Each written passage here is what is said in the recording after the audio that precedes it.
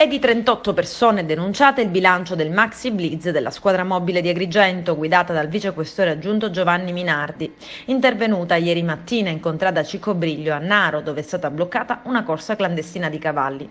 Due gruppi di persone, molti originari di Licata, Palma di Montechiaro e Canicattì, stavano assistendo alla gara tra due cavalli, quando sono stati circondati dai poliziotti.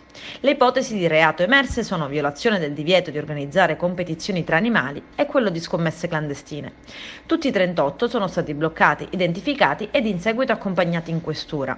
I due fentini saranno deferiti alla Procura della Repubblica di Agrigento per aver violato il divieto di organizzare competizioni tra animali, mentre al vaglio degli inquirenti la posizione degli spettatori in ordine al reato di scommesse clandestine. Sono state infatti sequestrate somme di denaro per oltre 2.500 euro ed anche due cavalli, che sono stati affidati in giudiziale custodia in attesa degli esami tossicologici finalizzati ad individuare eventuali tracce di sostanze dopanti.